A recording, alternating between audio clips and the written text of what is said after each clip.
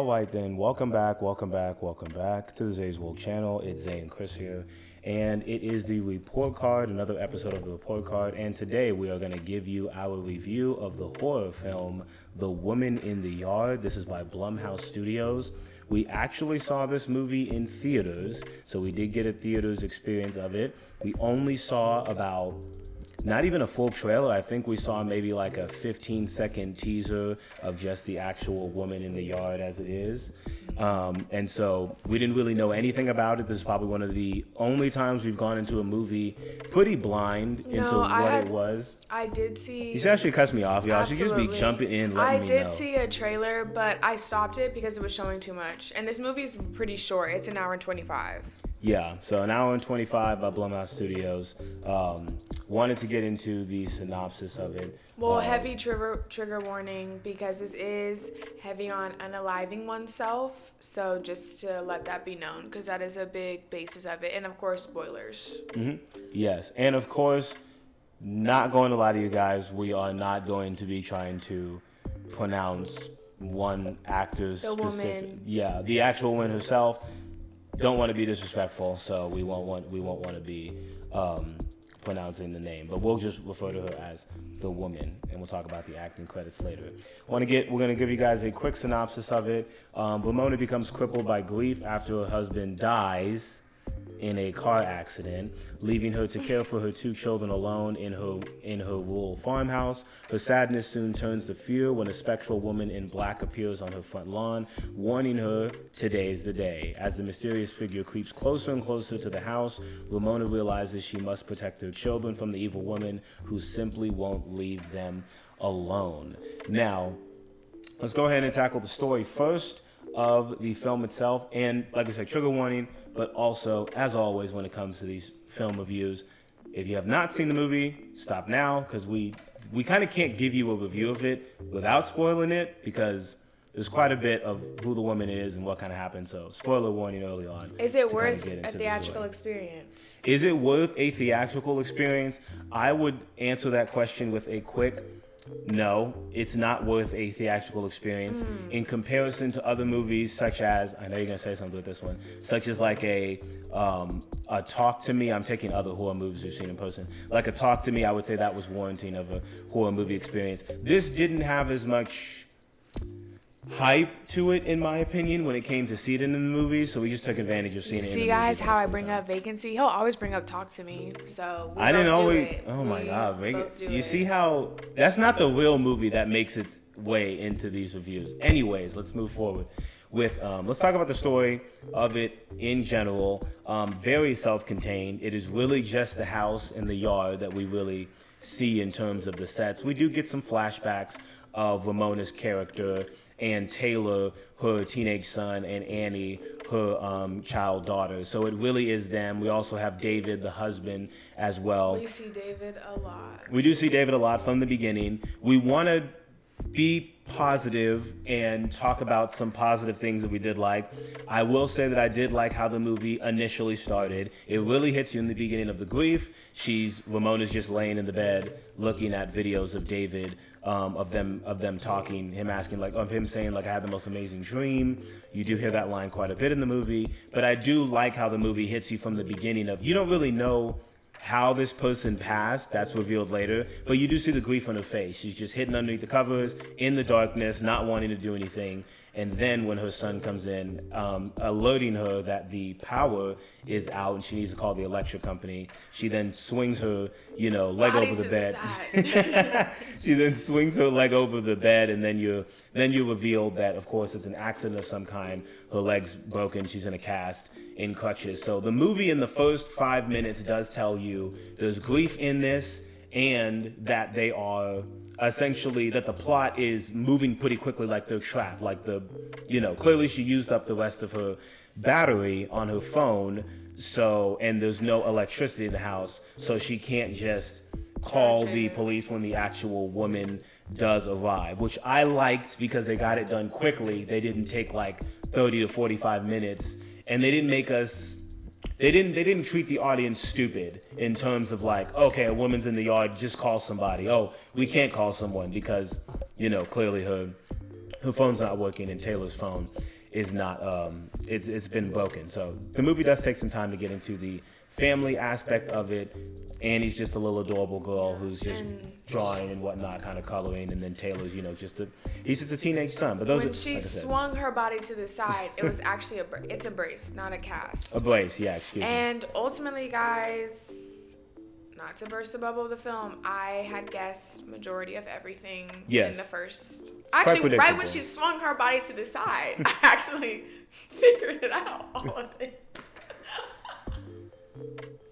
If you can't tell, we've been listening. We've been that clip of the guy. There was an effect though that I appreciated of the film. This was kind of my take of a positive on the film. Yeah. There was a scene where Taylor is trying to go out because he's a teenager. He's just like, why are we letting this woman stare at us? What are we gonna do? Are we gonna do anything? Like Dad would know what to do, and throwing them shots in there. Being a teenager, and so there's a time wherever he's gonna go out into their I guess their farmhouse or like their little garage, and he's gonna go and try to start up the Jeep, which she already knew wouldn't start up, and because she had already tried it earlier because she was trying to to charge her phone. And so from there was a nice effect whenever like the woman was actually getting closer, because she is more embracing the shadows and the darkness of things, which kind of alludes to kind of like the ending and stuff and who like the woman actually is. But there was an effect because she can, appear in mirrors. And there was one, like I said, if I was about maybe 10 years younger, it would have got me. But I really liked it because I was like, oh, I've never seen that happen before. And I was like, that would have got me back then. But now I'm too acclimated to horror movies.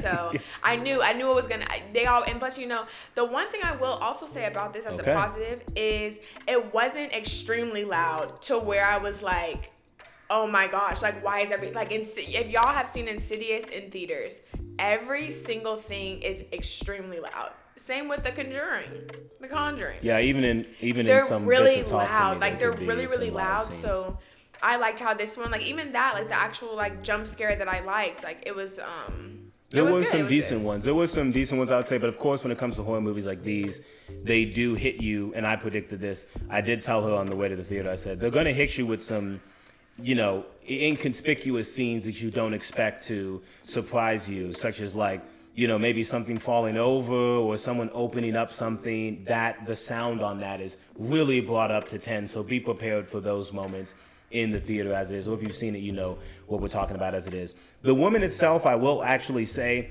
I do like how, you had also said this too, I do like how when she initially arrives, I like how Ramona straight up comes out the house and she's just willing to kind of like confront her, well not confront her, but talk to her, try to get her name, speak to her, and but she's not getting all up in her face, she's just kind of keeping her distance because of course she's in she's in a brace, like I said, I do like that the main character is already injured and at a disadvantage so that it's not like they can just take over or tackle her or something, it really does, it's not like they're all hopeless, but that they're trapped because it is a farmhouse. They're not in society. It's not like they can just leave and go to the neighbor's house. We'll get to that a little bit later on. But I do like that. And I do like that in the beginning, first 30 to 45 minutes, which I would say I enjoyed a lot more because it did focus on their connectivity as a family. I like that Taylor didn't just, he listened to his mother, but you can see the buildup of I'm getting tired of her lying to us about stuff. I do like that. It didn't just hit you with the, listen to me because I'm your mom, okay, whatever, I'll just listen to the rest of the film. No, you can definitely tell that he was getting fed up and Annie was just kind of like there as it was, just kind of like doing her own thing as the kid, but she kind of factors into a little bit later, but not as much as I thought she would. They do have a dog in here. I think the dog's name is Charlie. Charlie, yeah, they do have a dog in here. And so, they kind of put the dog outside and then, as the woman's powers are revealed with her shadows, the dog then pretty much disappears from the third act of the film all the way until pretty much the ending. So, which, like we said, spoilers, the dog doesn't die, but it is alluded that the dog's not there or it's been transported somewhere else. And of course, the powers of the actual woman in the yard. The mystery of her being in the yard for so long, and then when they're not looking at her, she gets closer. That was also nice too. Like I said, that was in some of the trailers that I watched later, and I realized how they kind of shot that well. Because when you're not looking, she does get closer. And I think when Annie first told her, she's getting closer, like, Mama, that was nice, because it's like, what are you doing? Like, how are you moving closer? And she does stand up at some point, but the build up to her standing up and kind of using more of her powers, and like you said, with the scare in the garage, those were some nice small moments. In the entirety of the film as it is, and we can get into the story of it, the woman herself is a manifestation of the negative thoughts that Ramona has. It's all the dark spots in her all mind. the dark parts in your mind, pretty much. And it's revealed through the backstory that David, of course, this is David's house. This is his vision of what he wanted for them, as he alluded, from he had the most exactly fixer upper. That's his amazing dream. The kids are great. They're all living in this house, and of course, with their the irises, the flowers, the favorite flowers are around. So a lot of that is kind of his vision, but we find out that Ramona isn't really happy with that. Like, that's not really the life that she kind of wants and whatnot. So it kind of takes a moment for her to understand, like, this isn't what I want. Am I settling for this? But it does allude to a car crash, which Chris called immediately. She really called that. You really called that from the beginning. You were like, probably in a car. I said it's a car accident. It's a car accident. So because no one else would be in that brace. Exactly. But unless you're a D1 athlete. But go ahead, Chris, kind of tell us what happened with the car accident and essentially what that kind of led to with the beginning of the woman. Because we thought the woman we first saw was in the yard. Turns out we've seen her before. Yeah. So whenever the flashback occurred, and this was later on, this is actually whenever she was explaining it to Taylor, the son, she was explaining to him that, because actually the woman had already appeared, and that was when she was walking toward the son, and he was outside trying to, be, the big man of the house, and he was pointing a gun at her because he high-key hoed his mom because he did, like, he was, like I said, he was sick of her lying, so he did trap her into, I believe it was her artist, like in her room. And so he took, like, he went outside, he found his dad's gun, opened the safe, and then he got it, and then he was talking to the woman, and, like, we don't see what actually the woman had told Taylor, but she was like, oh, like, your mom, like, lied, like, she wasn't really telling you the truth. And so Ramona's literally on the ground telling Taylor what was going on. And she was basically saying, like, y'all, to keep it super short, she was driving the car that ended up killing her husband, David. And so I wish, the problem with that at the very beginning of this is that we did not form a relationship enough to care. And ultimately, to me, it wasn't a big, ooh, like, she did it, like, she was lying, because we never even saw the story base of what she had told her kids. Like, like, this is what happened to Dad whenever we were driving. We just see the messed up car, like, still out in the yard. And then, she was, like I said, the one driving. And we see that in the flashback. But also in the flashback, we see, how that night, had happened. And basically, like you had said earlier, she was basically just saying, hey, I'm not happy. This isn't my dream. This is yours. Then that's when we also know that she was an artist, but also Annie, her daughter, had also said, like, are you gonna go back to drawing? So, like I said, we get little tidbits of that. But ultimately, Ramona, like I said, that night she had said she wasn't happy. So that probably is even more guilt on her conscience, because it's like, I'm the one who, I was already in a bad mood. We went to dinner, I was walking away, and then now we get into this accident that ended up taking away my husband, David. But ultimately, like I said, there wasn't enough care. First of all, we've been seeing David every time. I had a dream. Okay, Martin, we love that. Look at that. But we have got to stop. Like, we have got to stop, because it's like, at this point, I'm sick of hearing it. Like, it played it too much to where it was like, this is not as sentimental as you guys think. If you showed it maybe once, maybe even twice, that's okay. But she did end up telling Taylor, like, I was the one that was driving that night. And then, Taylor's just like, okay. But then what happens after that? Your favorite part with Annie. Oh, yeah. So after that, because, like I said, we're a little bit out of order with this, but it's fine because we need to really explain a lot of this movie spent too much time building up the building up wrong parts of the film that could have been more impactful for us caring more about the family. And this is where I would say that the film lacked a lot of tension. If the tension was slowing down by the point of her explaining to her son what happened, it definitely slowed down when the woman was using her shadow powers to manipulate and move things in the house. Like she was moving, the lamps and the chandelier. And Annie's kind of just standing in a separate room. She's in the living room. She's in the living room. Yeah, she's in the living room. And she's not giving to the audience. And for those who have seen it, please tell me if it was giving what you were wanting to give, which is scared. She wasn't giving like she was actually scared of the fact of the shadows or anything. She was kind of more so giving like kind of like this. You're an actor and you're being directed by the director to look around the room so we can get the shots of the stuff moving around. It kind of took me out of the movie because it's like I would expect the daughter to be scared because in the very beginning when the woman showed up, Taylor, her brother was scaring her more of like, ooh, like I said, she's dead. Yeah. Exactly, like, maybe she's dead, and like, they don't fall over, like, and of course Ramona's telling her son like, stop it, like stop scaring your sister. She was way more scared in the beginning than she was in the end when supernatural stuff is actually taking place, and that really took me out of the film as it is. But yeah, like you said, with the whole accident and everything that was happening, it really felt like we didn't understand enough or relate or feel a connection to David and Ramona's relationship. Or Ramona's past. Or Ramona's like her past. career. Like I said, we really didn't know a lot about who these people are, and the focus felt very...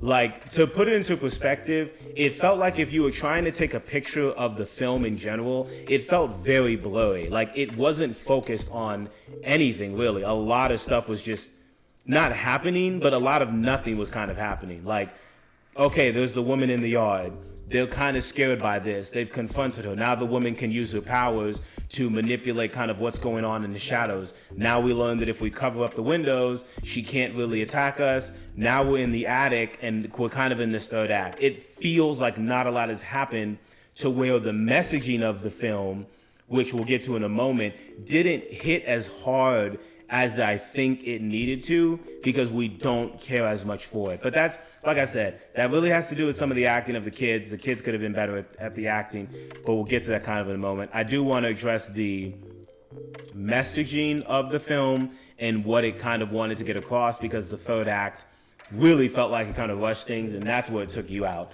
as well with the confrontation. It took me out whenever she would. Yeah, we love that part. Yeah, the confrontation in the attic. So obviously the attic is introduced at the beginning of the film because David's box is where Taylor ends up taking a mug out from, and he brings it for breakfast, to put Ramona's drink inside because of course he's helping her out because she's essentially handicapped.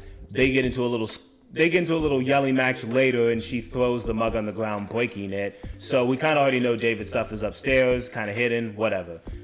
When the entity ends up really getting into the house, they try to escape her by going into the attic, and Taylor ends up covering up the attic window. So now they're in the complete darkness, which they think they're safe from. But in reality, it's kind of too late because we think that the woman who's already revealed taking her veil off. She's already taken her veil off, so it's literally another woman. It's not like some monster. It's like an actual person. We think that she's in the attic with them physically, but when Ramona takes a club and she starts trying to like swing it at her, like a flashlight's thrown onto the ground, so it starts flashing. It's a lot. It's a lot that happens. It's very kind of ridiculous, and it looks really silly. And whatever the direction was of the director and the cinematographer to kind of get these shots of Ramona essentially battling her inner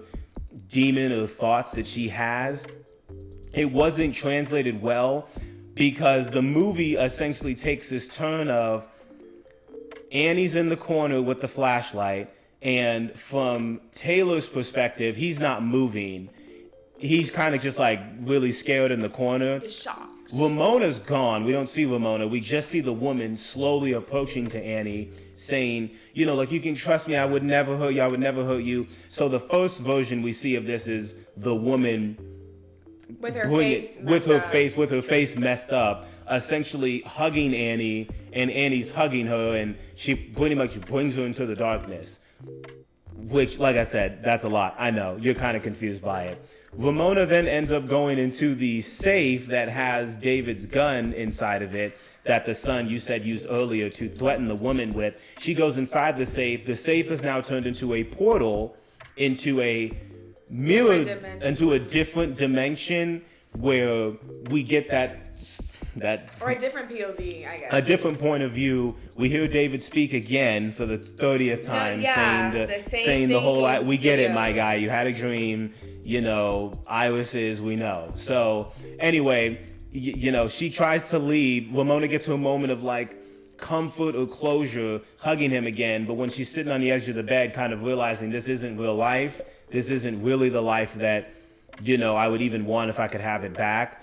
David ends up, you know, covering her up, kind of like choking her, and then was switched to the perspective of the woman, kind of introducing to you that, yes, it is Ramona's inner thoughts. Ramona is now in the veil, and she's seen from her perspective the first act of the film, which is she's the woman in the veil, seeing herself on the outside, asking her, who are you? And all the things we heard earlier of the woman saying, how did I get here? You know, like, what's your name? We see it from that perspective. And obviously, when the woman first said in the first act, today's the day, Ramona's now telling her, today's the day, which is, today is the day that you make a decision whether you are going to unalive yourself because of the grief that you are feeling from not feeling like you are maybe a good mother to them, and the guilt of making that decision of essentially taking your husband out of this world, and now your two kids do not have a father, and you do not feel ill-equipped to be the best parent you can be for them because you're feeling so much guilt because you didn't really want to be out here, but now you're kind of stuck with these children, which was shown in her almost stabbing Annie in the mirror earlier on in the film. Like I said, all over the place, but hey, the movie's trying to say a message in some ways, which mirror effects of what's happened and showing a scene from a different POV, it's been done very well in films. I just feel like it wasn't done that well here to really get the message across as strong as it needed to be. So we do end up getting to what I would consider not a saving grace of the film, but definitely a point that I actually enjoyed, which was we do get Ramona and the woman in the same room at the same time in her bedroom. Taylor and Annie have been told by the mother, hey, you know, like, leave for a second, give me a moment. So she's on the bed. No, that's when she tells them to, like, leave. Yeah, that's what she tells them. That's what I'm saying. She tells them to leave. So it's just Ramona in the bedroom, and in the shadows is the woman coming out of the darkness, and she's using her words when she first got out the bed against her. Ramona said, give me strength, give me strength. When we first see it, we think it's what Ramona was saying, which is like, Lord, give me strength to get through the day because you're already in pain, you're already dealing with all this. But the woman uses it as like, I'm the strength that you were asking for, to like, you know, take your own life and not have to, and set your kids free. And she does end up using the lighter that her dad has. Once again, we don't really know, like I said, we don't know much about the dad, but we know of a lighter and a mug. That's all we really know. But we know of the lighter that the dad has. She uses that to go over the pictures of them as kids to show them older and kind of better in life. And it's like, set them free, you know, like it's okay, you know, you don't have to do anything anymore, which I think is a very dreadful feeling. It's quite sad, actually, because it's like, wow, it's like, set your kids free by taking your own life. Look how happy they're going to be without you in them. That's enough to get Ramona to kind of dive almost fully into her sad thoughts, and she does push her kids away. She's kind of like, you know, leave, go to the neighbors, you know, I'll be fine, don't worry about me. How people often say before they're done with their lives, I'm fine, don't worry about me, you know, like they'll put on the brave face. And then Chris, go ahead and tell us what happens in what I think is probably my favorite scene of the film. What kind of happened Oh, well, wow. So, Yeah, no, great. you got it. So, yeah. Do you Yeah, not explain your remember it? Do you favorite just want me to part. say it? Oh, No, okay. explain your favorite part. Yeah, but I was just saying, like I said, my favorite part of the film is Annie ends up giving her mother a penguin stuffed animal that she's had pretty much throughout the entire film. She says, I don't want you to be alone. Ramona, once again, is like, sure thing, whatever. You know, like, y'all go to, I've kind of already made my decision. I've made my peace. She then goes up to the attic, sits in the chair that you see in the poster that the woman was sitting in throughout the film. She throws the penguin on the ground, which at that point I was like, okay, she's pretty much done. Like, she's done, and she ends up taking the shotgun that has one bullet, because when Taylor went earlier to get it, he's looking for more bullets. The woman ends up explaining to Ramona, you threw away all those bullets and left one for this reason, which is kind of a buildup of like, you kind of knew a plan in your head of what you wanted to do. I'm just here to help you execute it, which, like I said, it was shown well for this moment, because it's the entity taking over her hands, and while Ramona is crying and kind of like, but also dreadfully coming to peace with it, the woman is holding her hands and holding the shotgun underneath her neck, like, it's fine, I got it. It's like, it's okay. Like, she even tells her, like, we don't have all day. Like, you know, you kind of got to come to this decision. And we think, and of course, the last shot we have is the woman's shadow going into Ramona's shadow, and we're left to think that she actually does do it. But we do not hear a gunshot. Ramona then emerges from outside the house.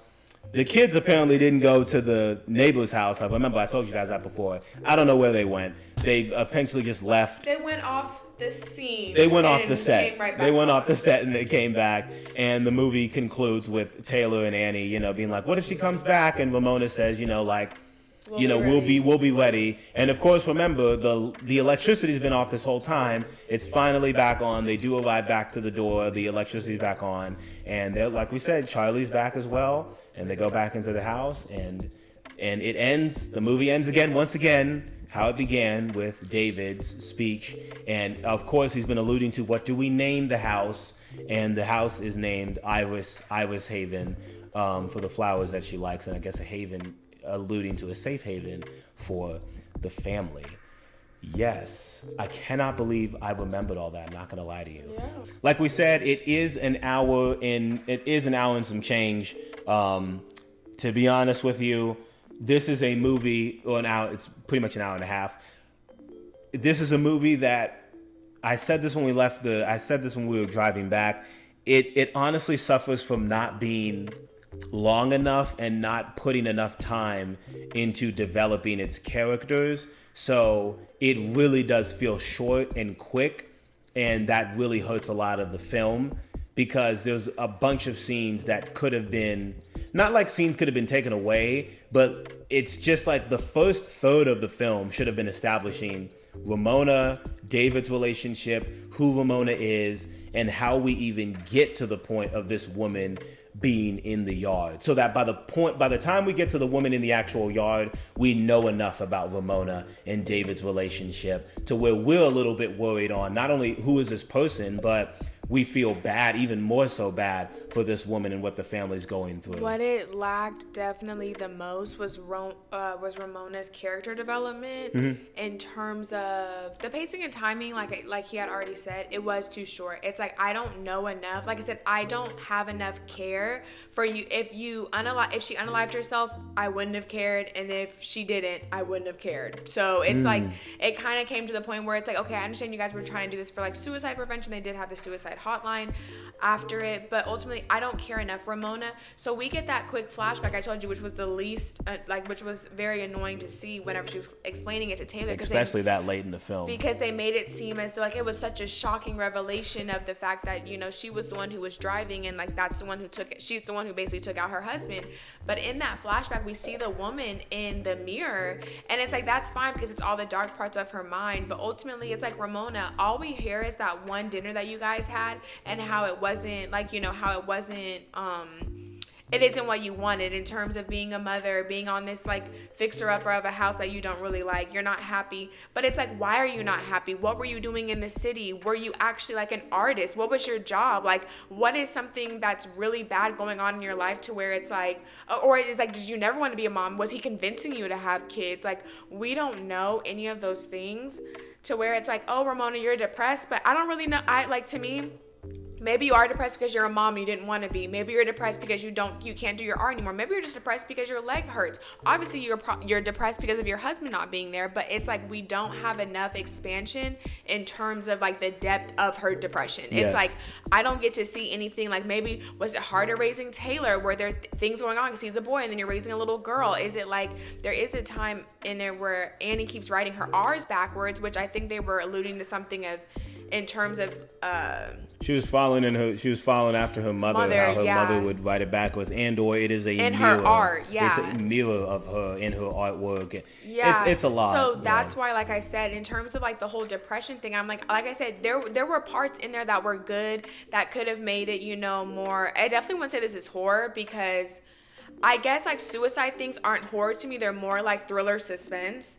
Definitely psychological. It definitely has like a psychological thriller or something. Psychological thriller. But ultimately, like I said, that was like the biggest lackey of the whole movie for me because it's just like I need to know more about you. Exactly. All I have seen is David talk about what's your favorite, what's those thing called? What's your favorite flower? I do not care. I had a dream. We were all happy and all this. It's like, okay, well, clearly that wasn't it. And even in that moment, you weren't happy because obviously you had already saw the lady that night before you had gone to the car accident. So it's like, it took me out of it because it's like this lady didn't just show up after her husband's grief. You were already depressed before that because that night, whenever he still was present, she was still showing in the rearview mirror. So to me, it's just kind of like, okay, like Ramona, I needed to know more. That's why we say it was too short for what it was, or there were parts that didn't need to be needed or as drawn out. Because like I said, showing him over and over in that dream, and even the last dream sequence before he put the pillow over her, that was fine. But like I said, you had already shown us that video a lot to where it's like, okay, cool, we're in it now. But it's like, I memorized it. Like, I know exactly what he's going to say. Exactly. I know, it should have only been said once, and then the second time we hear it should have been when we actually said. That would have been much more impactful because it would have had us thinking, is she gonna leave her kids to live in this fantasy world that she's in? But we don't understand. We don't need you to world build all of this supernatural stuff. We understand that. We don't need that. The shadow powers were cool enough as it is, and this woman being an actual manifestation of your deepest, darkest thoughts of your mind was interesting enough. And we get that since you are injured and your son's kind of taking a jab at you with these crazy people meds, which she did not take that morning. So it's like we can get some of these parts of it, but it's a movie that rarely do movies need to be longer. This is one of them. I said it could have been an hour and 45 minutes and give us 20 minutes of some scenes of her slowly but surely healing her husband's dream, and she's not messing with it. She's not that happy, but she's putting on a brave face because she wants to. They showed a diorama of a diorama of the house a lot, and I felt like it kept alluding to it, but it's almost like show us scenes of him putting that together and she's not really handing him some of the pieces, or she's like, I just want to work on my art, or show her having to leave her job in the city because she has to go out to this farmhouse. We're missing these things. So it doesn't hit when she's finally hugging him in the bed and she's like, oh, I really get to have it. Like I said, the strongest emotional moment in the film for them was the first 2 minutes of her laying in the bed, over in the covers, sad, watching the clip. That was the only time I was like, dang, that's really sad. But that's because I didn't know it. Now that I do, I'm like, you kind of just wasted your battery. You should have just stopped and called the police and let him go. But hey, that's just me. That's just me. Another big thing that took me out of it as well, which almost changed its rating, was whenever her and the woman were alone, before then she said, I'll be fine, the kids go ahead and leave. First of all, it's dark at night, so you're just letting your kids go into the night. Okay, whatever. Because to me, it would have been better if Taylor had or maybe if the car had even worked. Like maybe her phone does charge, or maybe it finally does turn on, or, Taylor even going out to other people's farm and saying, hey, our power's out. Like, give us something so when the power comes on, it's like, oh, okay, that thing worked out at the beginning that we were alluding to. But it's like, like I said, whenever Ramona and Taylor were talking, it's like, like I said, it was not a big revelation as I feel like they wanted it to be whenever she was driving, because it's just like, okay, we never even knew anything about the accident. We just knew there was a car accident because there was time where Annie was running water, and then that water along with those sounds, she kind of like zoned herself out. But ultimately, like I said, with the kids, they were what I was first saying was that whenever Taylor was in the Jeep and we got those suspenseful moments, to me it's just like, okay, Taylor should have went and gone somewhere, because when the kids just so basically the kids left, she didn't unalive herself, and then they just come back with the dog. That was so rushed and forced, because it's just like, okay, well, the dog, cool, whatever, we know you guys cannot harm dogs or any animals live anymore or show that, but it's also like, okay, the kids just come back to the kids. It's like, what if they came back with the neighbors, that would have made more sense, or came back with some help, or hey, we called such and such, they'll be here in a moment, or have police sirens in the back. To me, it's like, even though it's so cliche to have the police sirens in the back, but it's like, okay, so the kids just left and did what? And then they just, or honestly, if you want them to just come right back, have Taylor talk to Annie and be like, I don't know what have a quick little scene of them talking whenever they're walking away, and then we can end with the mom, exactly. either doing have it or them, not. Have them fighting, we can't leave. Our mom. Like exactly. Annie going no, we need to get her. Like she has something to that sort. Like it's like, okay, well, the kids just left and then they came right back. Like I'm confused. So where did y'all go? What were y'all doing? Did y'all talk to anyone? Now the power is back on. It seems as though, let's just rush it all. Let it just all work out and be good. It's like, okay, well, let's make it a little bit realistic here. Like the power was out. I don't know why the power all of a sudden came back on. Did Taylor and Annie speak to someone about that? It was just kind of like, so this was just really thrown together at the end.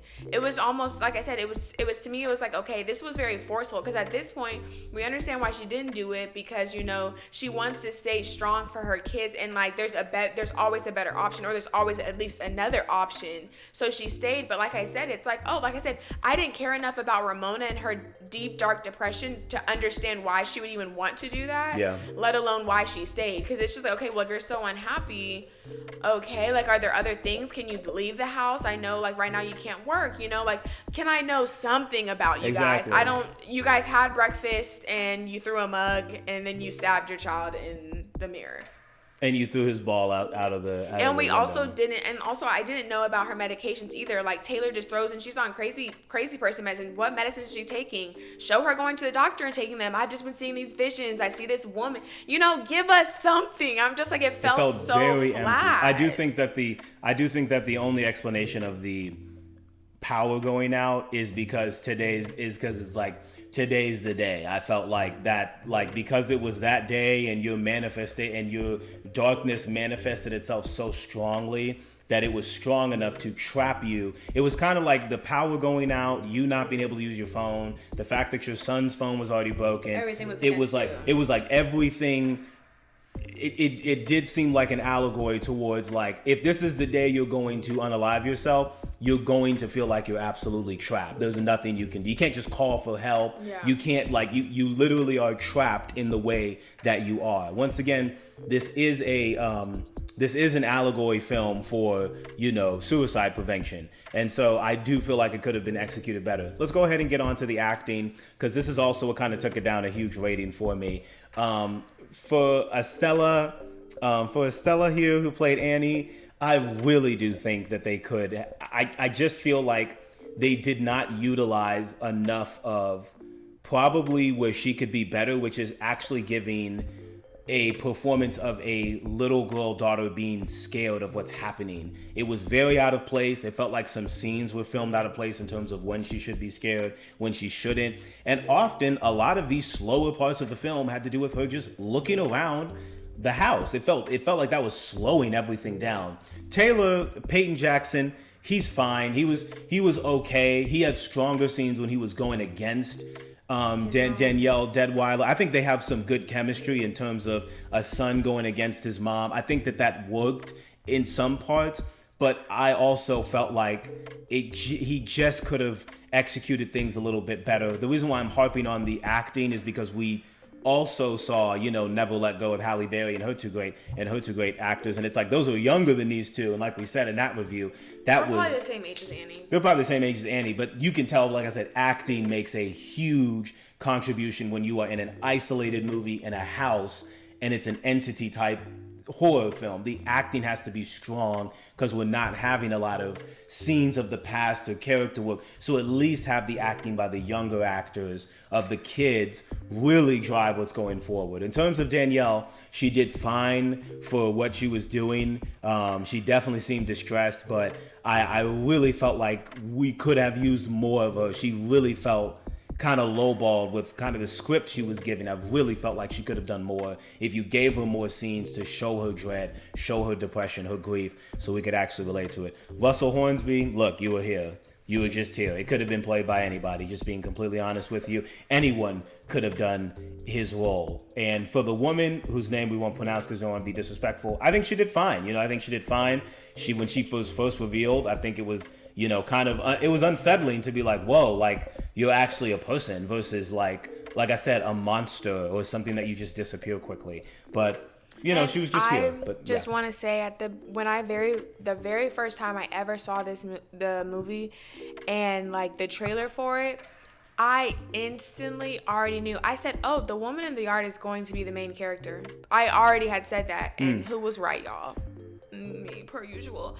Like I said, I think I'm so acclimated to horror movies now to where it's like I kind of always see what direction it's going. So that's why it's like, for me, it's like I have to take myself out of that mindset of always seeing different horror movies and horror films. It's kind of reminded me of the woman, it was the one with Daniel Radcliffe, y'all, but I think it's called The Woman in Black. Yeah, The Woman in Black. So it was it wasn't the same thing, because obviously, like I said, this is allegory to suicide prevention, but ultimately there was the acting and just in general for me. David, you were getting on my nerves. You were absolutely getting on my nerves. The woman, like I said, she was never frightening to me. I was just like, but like I said, I understand it's maybe like because she's taller, she walks with confidence, and it's like maybe all those other things that she had before. Maybe it was an allegory to how she felt, before when she was an artist, or maybe I don't know. Or it could be something bad.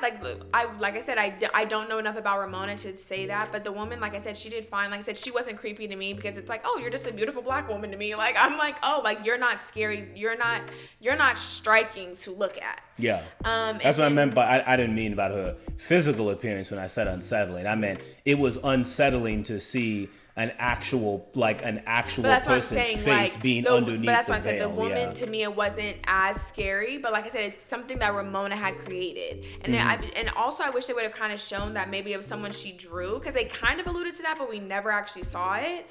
Because maybe that is something she drew. Maybe at the ending, that last thing, because it zoomed. But then it was like all green and blue, so it was kind of, it was like I said, it wasn't laid out, so I'm not really sure. Yeah. Annie, like I said, girl, you did did not do the best.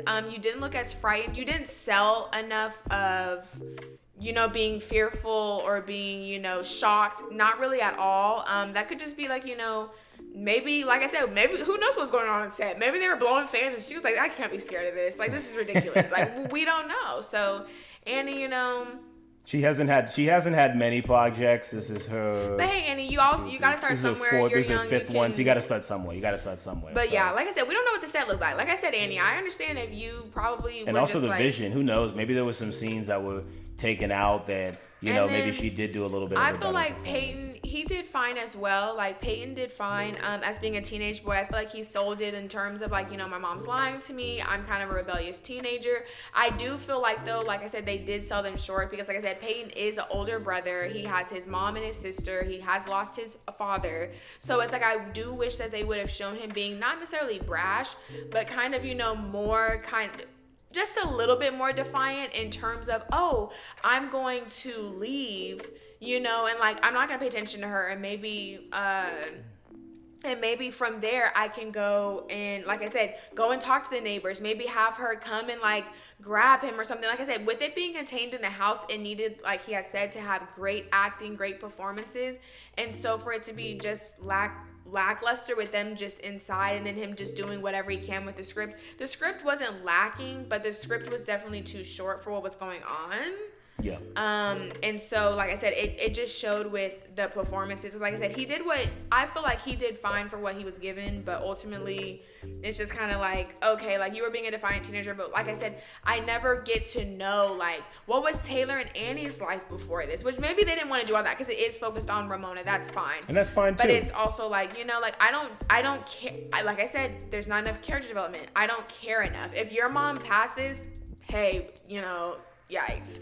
But you know, if she stays so the alive, message did not hit for you. No, it's just it like also did not hit for me because you're right. If we would have heard a gunshot or not heard a gunshot, which is the actual ending of the film, it would not have changed. But ultimately, anything, I would have just liked to see Taylor, Annie, and Ramona's relationship more as opposed to seeing David over and over and over. Or like I said, or harp into her and David's relationship and show the bad times, show the house falling apart, show those things, or show her getting annoyed with Taylor, getting annoyed with Annie. Because we did kind of see that, you know, like I said, with his defiance, and then Annie, you know, drawing her R's backwards. Like, how many times do I have to tell you? You know, we've all been there. Like, if Johnny has 5 apples and Kenneth has 10, how many do you have, you know?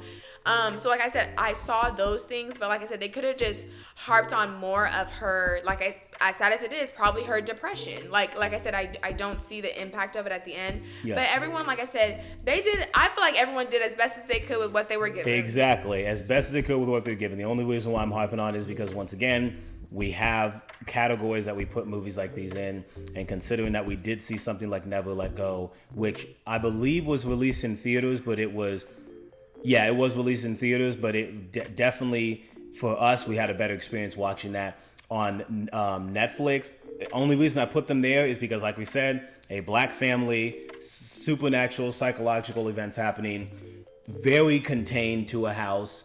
And like I said, the acting was the thing that really pushed it over the edge. Any other thoughts before we get into the rating? No. Alrighty then. Well, when it comes to the rating of The Woman in the Yard, we are going to give it a Delta. A D. We are going to give it a D. D for dog water. Would you recommend this for someone to watch from home, even during Halloween time?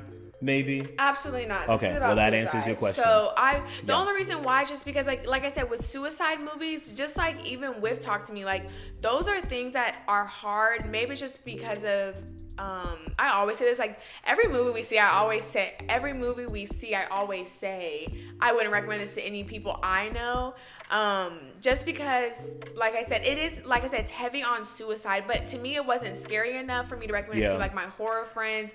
It wasn't meaningful or impactful enough for someone to get a good story behind it. So ultimately for me, it's like, I wouldn't recommend it. I wouldn't watch it again either. Also, I would also say I would not watch this movie again. But what's your reasoning? I'll give mine first, but what is the reasoning as to why I didn't get an F? You know, Black people. Basically what I will say is that the only reason why I didn't get an F is solely for the fact of the message of it is, like I said, it's something that was like, it's like you almost had it. You really did almost have it. Yeah, I won't say it was a complete waste of time because it wasn't that much time wasted, right? It was only 85 minutes. So it's like, at the end of the day, the only reason why I didn't get an F for me personally was solely, like I said, for the scene where he, like I said, the mirror effect of that lady, because I was like, damn, y'all should have done those more. That would have been scary. You needed to harp more. If it's going to be horror, it needs to be horror. And I don't like the gory stuff or like, you know, serial killers. Those are so common now, but it's like, show me more of that horror, you know, or even have instances like they showed, you know, where she was stabbing Annie, you know, whenever she was consoling her for like her kind of blowing up. That was good. You know, show something about that with Taylor. Very abrupt. Maybe like, you know, maybe she's had those visions and stuff of like her harming her kids or like even harming David, you know, like we don't, like I said, we don't know the depths of her depression. But the reason why I didn't get an F is honestly just because, like I said, the message was there. We saw the vision, but it wasn't like, I just won't say it was a complete waste of time, but man, it was teetering. It was teetering. It was teetering. I would say the reason why it doesn't get an F is because I think the strongest part of the script, and this goes to the script writers themselves, I think that the strongest part, and maybe this is where they led from, was, like I said, the scene of the woman helping Ramona almost take her life. I feel like they probably started off from there and said, how do we build around this? This is a good moment, and it could feel way more impactful if we knew the family. But obviously, and also using, you know, what a lot of some will say, like Christians or people that are religious, you know, give me strength, because exactly. even Ramona what a good had turn said, on that. she had just said, she said, give me strength. And then the woman had told her, yeah, to do this, but she said no, to keep going. So that's good. That's like I said, really you have good. it. Even like I said, even the lighting over the pictures, that's good. Mess with the audience's mind to make you think, wow, if the darkness does win, maybe my family is better off without me, and things of that nature, only to realize, no, that's never the answer, ever the answer. But that didn't hit as hard, but it was close. So that's why I can't walk out the theater going, man, that was a complete waste of time, because I've never seen a shadow entity almost help the main character take their life out. It's usually you hear a gunshot, or you see it happen, or it's something along the lines of like a Smile movie, which that one executes it perfectly, in my opinion. That gets the whole take your life, and that does it well, but it manifests an actual entity that you're scared of most of the time. To take it from my own mind, you need to give the audience more time to know, but who are you? But it always ends with them looking at themselves. Exactly. Isn't that insane? Yeah, it's insane. But like I said, somebody in this writer's room needs to go hit up the Smile people, because they know what they're doing. No, you can hit us up. You can hit us up. As always, we see the I don't vision. think it would have made an S, but we could have made it an A. We could have made it an A, at for least a sure. C, of course. For sure. Like I said, should have been an hour and 45 minutes. You should have spent the first 25 to 30 minutes of the film introduce Ramona and David, so that by the point that it is Ramona looking at the video of David giving us the speech, which should have only been one time, we feel for her. And then when the woman arrives in the yard, we're like, wow, she's helpless. Look at what's happened. It's been a couple of weeks. That's also another thing we realized at the time. It's only been a couple of weeks since this has really happened, since the accident has happened. We feel for her in this family versus what's going on. Instead of us going, what's going on with the woman in the yard?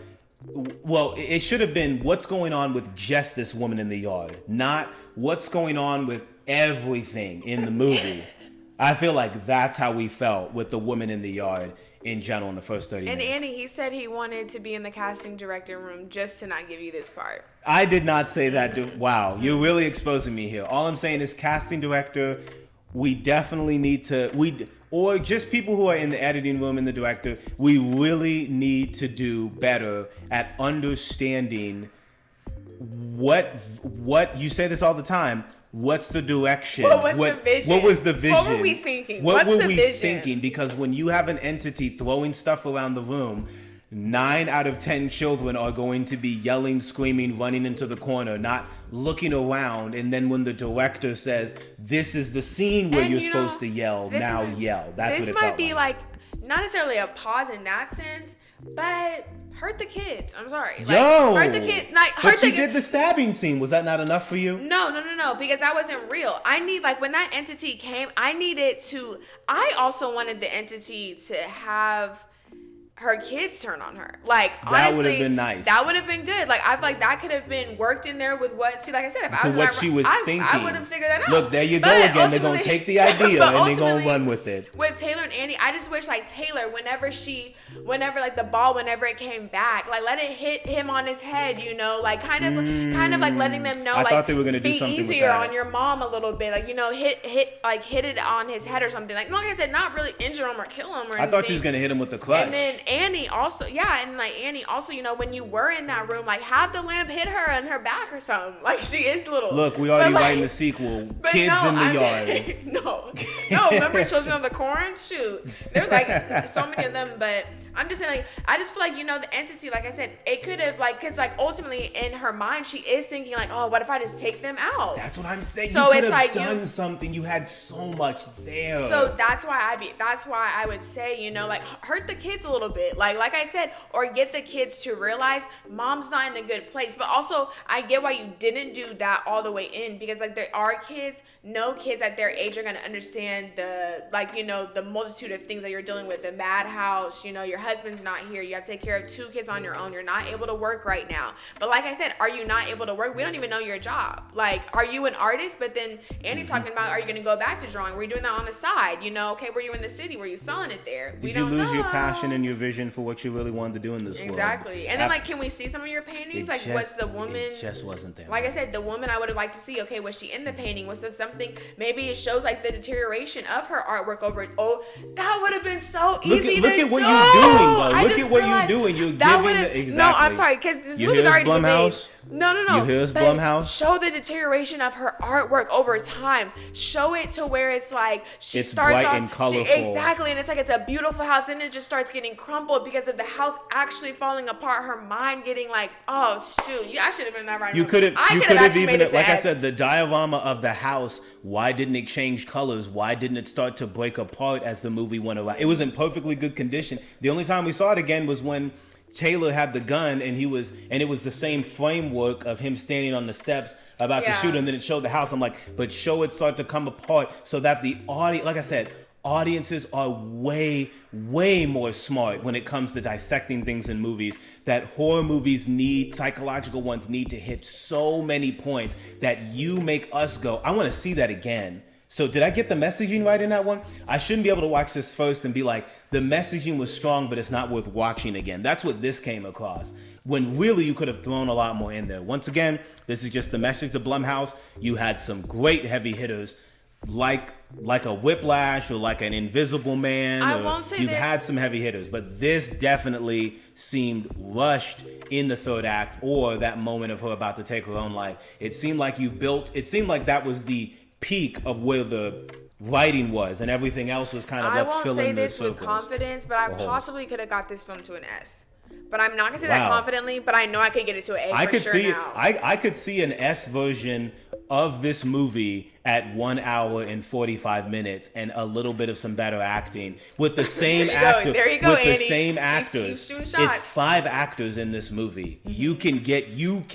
And I know it really only needs to be 4. David, we could have really thrown you out. We could have just had your voice, but we like I said, the movie should have. I'm doing it again. Doing it again. We got to stop now because someone's gonna take it off. Actually, I'm gonna say it. The movie should have started off at the dinner of those two. It should have. That's how it should have started off. If it started off there, then we're off to. And then her son wake her up because she's. Yep. See what I'm talking about? And then she could be trying to I'm gonna stop. Because I could do a lot. Like I said, we could help. Yeah, we can see the vision. It's like I know somebody's listening. It's the rabbit running on the treadmill for a carrot. Exactly. I know somebody's listening. If somebody's listening from these studios, I know you are. We got the vision. Give us the assignment. We got it. But anyways, those are our thoughts on The Women in the Yard. Hopefully you guys... The Woman in the Yard, excuse me. Hopefully you understand a little bit of where we're coming from. If you like the movie, if we missed some things, if you enjoyed some parts of it that maybe we missed, or you saw a different take on it, let us know in the comments. Of course, always. We're here for criticism any day of the week, but also if you also agree with us and there was some other things that could have been explained well, put it in the comments as well. As always, it's been Zay and Chris on the report card. As always, make sure to like, comment, and subscribe. And we will see you guys next time on the channel.